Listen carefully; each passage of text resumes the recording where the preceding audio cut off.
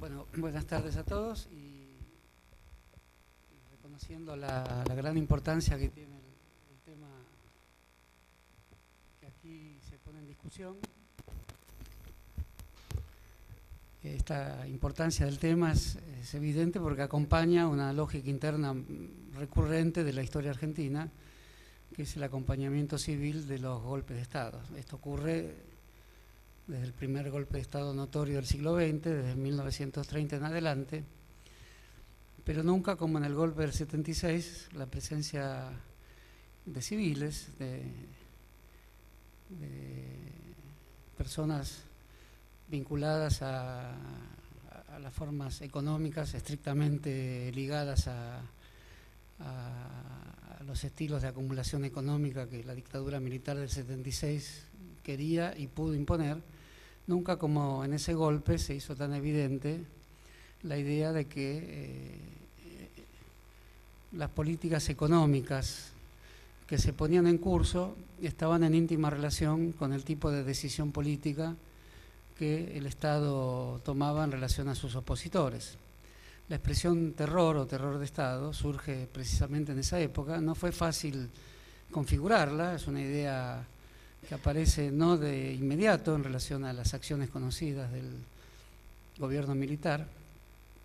que como gobierno golpista se había trazado un plan integral de acción en relación al pasaje a la clandestinidad o al pasaje a las acciones invisibles o ilegales de prácticamente todas las partes relevantes de las instituciones represivas en la Argentina. Por eso hubo más un ejército ilegal que un ejército actuando en los marcos de la institucionalidad, hubo mucho más una marina ilegal, hubo mucho más una aeronáutica ilegal que aquella que actuaba visiblemente, puesto que había como dos estados, uno vinculado a las actividades clandestinas y otro estado que cumplía con las tareas visibles del Estado, de modo que el verdadero problema político de la dictadura, a diferencia de Uriburu, cuyos planes económicos no dieron resultado y su sistema corporativista menos, a diferencia del golpe del 43 también, que fue un golpe que finalmente tuvo un desenlace social y popular, aunque su planteo era meramente nacionalista en sus comienzos. A diferencia incluso del golpe del 55, que fue un golpe con una propuesta económica destinada a desmontar en buena parte las bases del Estado social popular que se había construido en la época, con un proyecto económico de un relevante economista que fue valorado después con el tiempo. El propio Jauretche se reconcilió con él años después, como era Alberto Prebisch. El golpe del 66 de Onganía fue un golpe que tuvo un acompañamiento de muchos teóricos del nacionalismo comunitarista cursicista. Me recuerdo ahora, bueno, no vamos a hacer nombres, todos recordamos los personajes de los que se había rodeado Onganía, incluso el propio ministro de Economía de la época, Krieger Bacena, y también el empresario aceitero, ahora no me acuerdo el nombre, bueno, Salimay. Todas estas evocaciones de la genealogía de los golpes de Estados argentinos en el año 76 fueron todas ellas nuevamente incorporadas a los procedimientos de los jefes militares del golpe, pero se descubrió algo nuevo. El golpe desarrolló una gran novedad, que fue precisamente el hecho de que podían secuestrarse las personas, extirparles su nombre, extirparles su identidad, y previo proceso de tortura, en la mayoría de los casos desembarazarse de ellas a través de procedimientos que hoy son bien conocidos. Esos procedimientos consistían en el uso de la potencia ilegal del Estado para el desaparecimiento de cuerpos. Calificar esos delitos no fue fácil también, eso surgió de muchas discusiones. El concepto de delitos de lesa humanidad, que existe desde siempre en el derecho, sin embargo comienza a ser pensado y aplicado con dificultades primeros luego del cese de la acción de la dictadura militar. Llamar la dictadura militar es un término clásico, insuficiente para calificar todas las acciones. Llamarla terrorismo de Estado se acerca mucho más a lo que ocurrió en esos años, pero también, sin ser insuficiente la expresión, precisa especificaciones que atiendan al hecho de que era un tipo de acción política completa, que ocupaba en forma total todos los poros de la sociedad, que introdujo en la sociedad la noción misma de terror y que tenía en la cúpula, una cúpula visible, que sin embargo integraba las dos áreas, la legal y la ilegal, de modo que podríamos decir que el terrorismo de Estado era una apuesta como la que nunca había habido en la Argentina y como la que muy pocas veces hubo en otros países del mundo, a la creación de un tipo de terror expropiatorio sobre las fuerzas de la sociedad,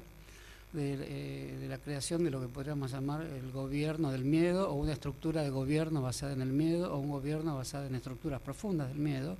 como forma última de control social, y en el desaparecimiento de personas como novedad masiva, hecha en términos masivos como novedad de los procedimientos del Estado, puesto que desapariciones de personas había habido muchas y en todos los periodos históricos. En relación al procedimiento de las 3A, el golpe de Estado lo que hace es invisibilizar los cuerpos. La 3A, por el contrario, opera con el exceso. Descampados, multiplicidad de evidencias. El tipo de terror de las 3A, esto está creo que bien estudiado, es un tipo de terror mostrativo. Es un tipo de terror que incluso puede aterrorizar menos que el terror silencioso, invisible. El terror que se percibe solamente por sus efectos. Que se percibe por no sus evidencias inmediatas, sino por la forma insidiosa en que regula todo el flujo social de la palabra, los comentarios, las metáforas elusivas, etc. El gran mito de la aparición de camiones frigoríficos con cuerpos ensangrentados, es decir, una metáfora argentina por excelencia, el camión frigorífico y cuerpos colgados de gancho. Leónidas Lamborghini, el gran poeta nacional, fallecido hace poco, tiene una gran visión poética. Se ha hecho una poesía estremecedora sobre esa pesadilla, que es, digamos, a lo que ocurre en una sociedad, más allá que eso pudo haber ocurrido, porque no había límites, pero más bien parece el mito al que acude una sociedad para preguntarse qué es lo que está pasando, que no hay palabras para decirlo. Entonces, en ese sentido, falta algo para decir, que es el tipo de política económica que tuvo este tipo de terror de Estado. Muchas veces los militantes y las personas vinculadas a los derechos humanos se preguntan si todo este montaje vinculado al terror, es decir, que es finalmente sacarle el nombre a las personas, pero sacarle el nombre a los procesos políticos y sacarle el nombre a las conversaciones, ¿no? Digamos, es expropiatorio en el sentido total ese tipo de terror. La pregunta era si no se habría hecho esto para desarrollar un plan económico de características liberales, privatizadoras, ungiendo una nueva élite económica, empresarial, vinculada a los jefes militares, y por lo tanto se jugaría en la Argentina una nueva clase militar junto a una nueva clase empresarial, un complejo militar industrial, como muchas veces dijeron los teóricos de la izquierda norteamericana, que regiría los destinos de la Argentina, basado en un tipo de economía cuya materia prima no era necesariamente un pensamiento económico, sino un pensamiento militar estratégico, cuya plusvalía última era la desaparición de los cuerpos.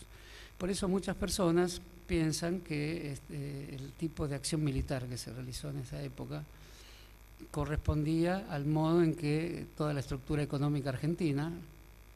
imperfecta como era, con políticas económicas discutibles como era, pero sin embargo reposaba sobre la custodia de ciertos valores económicos comunes a lo que un Estado puede promover como políticas públicas estatales, teniendo recursos para ello, es decir, empresas públicas que todavía formaban parte del Estado. Este problema no es que esté mal planteado, pero no puede tener una solución que permita decir que la dimensión que adquirió el terror de Estado estaba en función del plan económico, porque sería muy fácil pensar lo contrario. Para el plan económico de matriz ultraliberal, la mentalidad de Martínez de Oz que se estaba promoviendo, podía no haber precisado ejercer el tipo de dominio social que se ejercía con el terror de Estado. Había algo más en ese tipo de terrorismo. El proyecto económico de ese tipo de terrorismo no podía ser solamente una visión un tanto ingenua que tienen muchos militantes de que se mató tanto para poder hacer este plan económico, porque perfectamente este plan económico se podría haber hecho sin matar tanto. o sin emplear los recursos más ilegales de lo que se tenga memoria en la historia del Estado argentino, que siempre tuvo acciones ilegales,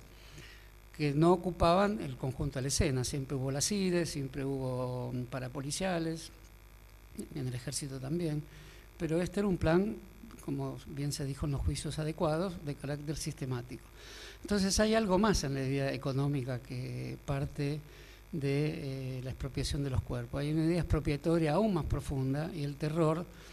tiene un correlato económico también, que es una suerte de acumulación primitiva en la que se basa el terror, que también es expropiar a un conjunto de enemigos con cierto tipo de posesiones que pueden no ser necesariamente empresariales. Es sabido que en el sistema de despojamiento que contiene el terror, pues se despoja a la persona de su condición de persona precisamente, y la propiedad, podamos pensarla de las maneras que se piensa la propiedad, siempre es una nota característica de la definición de la persona. Se querrá burguesa, como se quiera, pero es una nota característica de la definición de la persona. A la mayoría de los secuestrados se les podían sacar los trencitos con los que jugaban sus niños, la cocina, el televisor. Ese tipo de saqueo se podría decir que contra el cual recordarán que protestó Lanusse. Lanusse llegó a decir: este no es mi ejército. Digamos lo que se quiera de los generales, pero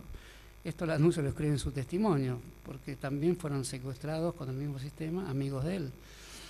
y desaparecidos de la misma manera. Dice: no reconozco en este ejército que roba las cucharitas de té al Ejército Nacional. Llegó a decir eso el propio Lanusse, que venía de una afiliación que podemos discutir todo lo que quisiéramos, pero que es una parte muy reducida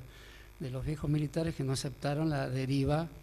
que tenía el ejército en ese momento. Y esa deriva hay que considerarla en términos integrales. No era un mero plan liberal que se imponía con muchas muertes porque eran necesarias. No, esas muchas muertes, el modo en que se hacía en el interior del lenguaje ese tipo de muertes, porque no solo se podía hablar de determinada manera en el país. Había un gobierno vinculado a cómo desaparecían palabras también. Y en ese sentido, el despojamiento económico ocurría respecto a las posesiones de cualesquiera que fueran las personas secuestradas, y también se secuestraba empresarios con posesiones que eran sometidos al mismo procedimiento, eran sometidos a la tortura, momento en el cual se produce esa fusión que no es fácil de explicar hoy. No hay ninguna teoría política que lo explique fácil. Las teorías políticas que pensamos en general, digamos el Capital de Marx, el Estado tal lo ve Hobbes, lo que se estudia en la universidad, no tiene en cuenta la categoría de la ilegalidad, de que todo esto ocurre en algo que es la ilegalidad productiva. Todo el Capital de Marx es un libro escrito a través de instituciones legales. El capitalismo es legal en Marx. Aquí se inventa un capitalismo de la ilegalidad que ocurre en muy pocos lugares del mundo, como se pensó de una manera que muy fácilmente diríamos que es siniestra. Y lo siniestro absoluto del terrorismo de Estado en una sociedad que le cuesta restaurar el tipo de imaginación política que pueda hacernos pensar cabalmente lo que pasó, porque si no diríamos esto que dije, que no es la visión adecuada. Se mató tanto para hacer este plan económico. Es adecuada hasta cierto punto, porque se mató tanto para reformular las bases mismas de un sistema de dominio en el país que construyera una clase empresarial a la altura de ese dominio terrorista basado en el saqueo, en la expropiación, etc. Todas expresiones que podrían haber tenido lugar en los pensamientos de las grandes revoluciones del siglo XIX o del siglo XX, que empleaban este tipo de terminología, pero ahora eran palabras flotantes en el idioma político que se aplicaban para vulnerar personas, aniquilarlas, e impartir un terror bajo el cual se construían empresas que, a la manera de esa acumulación primitiva que tanto estudiaron los economistas del siglo XIX en adelante, esta vez se hacía triturando cuerpos que al mismo tiempo permitían fundar otras empresas. Así es que se funda en Argentina un conjunto de empresas basadas en este saqueo primitivo. Una de ellas puede ser Papel Prensa, un menudo problema de la sociedad argentina, porque no creo que sea ni fácil hablar de estos temas, ni fácil desenrollar la madeja última que preside estos acontecimientos que vivió la sociedad argentina, pues son decisiones que ha tomado el Estado, y aunque Kirchner produjo un gran hecho al pedir perdón en nombre del Estado, eso fue un gran hecho, tampoco es suficiente, porque la palabra que empleó, que es una gran palabra de la historia del pensamiento teológico político, introduce toda clase de problemas interesantes también, porque el estado anterior, que es anulado en nombre de un estado presente, y el estado presente pidiendo perdón en nombre del estado anterior, indica que habría cierta continuidad también. El estado no puede no tener continuidad. Entonces la expresión de Kirchner es muy valiente y poderosa en cuanto a cortar la época, pero al mismo tiempo presupone que tiene que hablar en nombre de un estado anterior, y este estado sobrelleva esa culpa también. Por lo tanto, tiene que ser un estado que se exija mucho más acciones de tipo reparatorio en relación al modo en que el terror ocupó de una forma total toda la escena del país. Se dirá que era diferente en la ESMA que en Campo de Mayo, claro que era diferente, pero también tenía el mismo precepto del saqueo y de la desaparición de las personas, y con matices donde algunas personas sobrevivían bajo las formas de convertirse en otros, llámese colaboradores o lo que sea, que originó nuevos estilos de resistencia que muchos pudieron aplicar y otros no. Originó nuevas formas de la ética política que, si no se las estudia bien en la Argentina, va a ser muy difícil seguir haciendo política en la Argentina como si esto no hubiera ocurrido. De modo que los casos de empresas retenidas o fundadas nuevamente por el Estado en nombre de este terrorismo no es que correspondían necesariamente a una visión económica diferente, le podríamos dar un nombre liberal, como si fuera efectivamente apta para ponerle los nombres habituales de la teoría económica. Podía ser, Martínez Dos podía ser un liberal, pero había es un liberal de la conversión de las personas en víctimas sacrificiales. Ese lado sacrificial que tuvo la política en aquellos años, es difícil decirlo, difícil escribirlo, difícil investigarlo. Mucho hizo Eduardo Luis Duhalde con su libro El Estado Terrorista en la Argentina, que enseguida descubrió en la masacre de Trelew el germen de lo que después se iba a desarrollar íntegramente como Estado terrorista, y si no me equivoco fue él el primero que empleó este concepto, que sigue estando presente en el debate argentino. Una de las víctimas de este procedimiento fue Eduardo Sayek, y Eduardo Sayek fue también alguien que fue sometido a este procedimiento, a esta maquinaria de captura de personas y de expropiación de sus bienes. Por lo tanto, el tema de los compañeros civiles del terrorismo militar es un tema de gran complejidad, porque era de algún modo la manera en que se volcaba la formación, a la expropiación de empresarios, el mismo sistema con el cual se expropiaba un televisor en la casa de un militante. De modo que ese carácter expropiatorio hoy sigue, tenemos el deber de seguir pensando en la sociedad argentina como algo que sigue teniendo responsabilidades y débitos respecto a la población argentina, reparaciones necesarias respecto a quienes fueron introducidos en esta maquinaria de terror, y el caso de Eduardo Sayek es uno de estos casos que permiten, como a veces suele decirse, casos testigos, permiten seguir pensando este tema crucial, no suficientemente tratado por la sociedad argentina, que es esta relación sacrificial, digamos, porque no se hacía solo por tomar una empresita, o se hacía para generar una visión desmesurada, como dije, sacrificial, oscura y sórdida del conjunto de la sociedad argentina. Y si la sociedad argentina no es como muchos quisiéramos que es porque aún tiene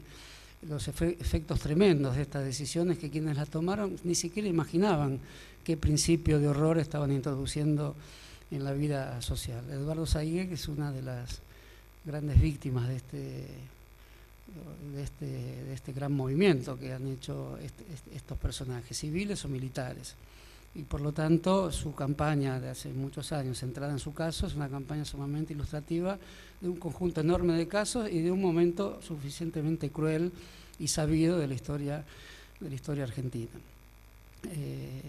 De modo que una simple, ya se ha dicho, lo dijo la presidenta el otro día en un discurso, los militares nos dan golpes solos, eso ya lo sabemos, pero aquí hay que saber algo más, porque ese algo más es que ni puede eximirse a los militares, porque el hecho de que nos den los golpes solos no los exime de las decisiones que tomaron en las tinieblas, y tampoco eso nos exime de pensar que un golpe de Estado, una decisión tremenda de ese tipo, no la dan 4 personas en desvarío, sino que son sectores sociales, son lo que a veces llamamos clases dominantes, por dar un nombre rápido, pero que sin duda hay que estudiar mejor, porque si conseguimos dar mejores nombres a lo que ocurre, y eso es lo que entiendo que está haciendo Eduardo Saig, podemos pensar mejores, no diré teorías, pero mejores perspectivas de reflexión que tienen que ser de naturaleza económica, política y ética sobre